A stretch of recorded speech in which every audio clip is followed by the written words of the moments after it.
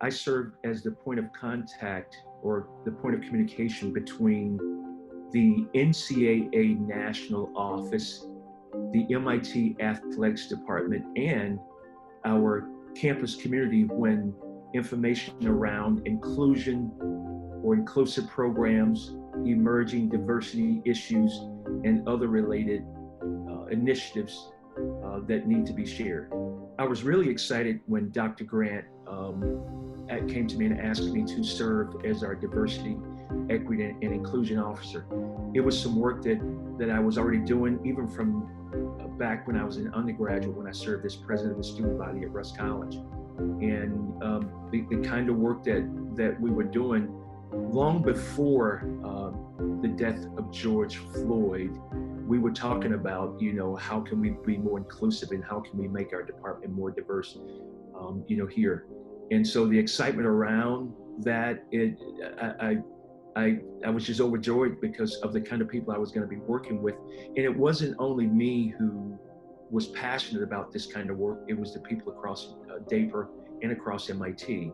So when I jumped at when the opportunity was presented, it didn't take me but a second to say yes, because I think the work that we're doing right now has a chance to set the course for what our culture is going to look like from today going forward. We have many, many resources at MIT. One of the great things about working with diversity, equity, and inclusion is the fact that it's top down, it's going side to side, and it's bottom up. Our president at MIT and our senior administration is certainly taking a look at the history of MIT and many of its practices.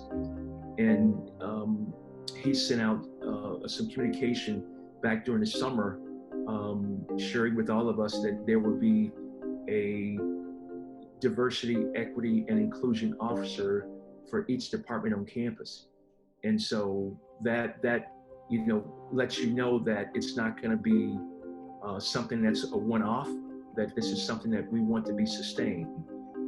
The other great thing about this is that we understand that for any organization to be great, that they have to be good first. They have to be really good people.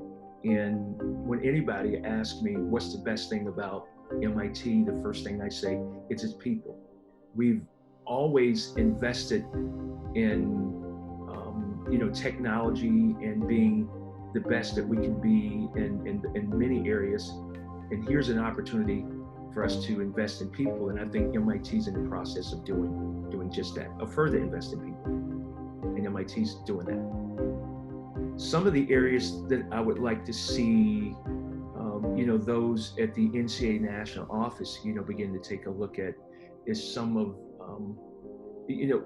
number one, coming up with helping us define what equity really is. What does that mean? Because the playing field, for those people who come from marginalized community is not equal. So what does that definition look like? For example, if there are openings for an assistant coach position, and at the Division III level, many of those are part-time positions and they're volunteer positions, you have to be or come from the right situations to be able to take advantage of that learning opportunity and getting involved, where certain people won't be able to take advantage of that. And I think it's important that the resources are there for those who are interested in getting involved in coaching or college administration, athletic administration, that is, that we provide those kinds of opportunities. I know we're doing some of those things, right now. Some of those initiatives are out there, but we can do a much better job of drilling down to see, hey, why don't we have more people from marginalized community or people of color, taking advantage of these assistant coaches positions, so they will be in positions to move into head coaching positions one day or become athletics directors as well.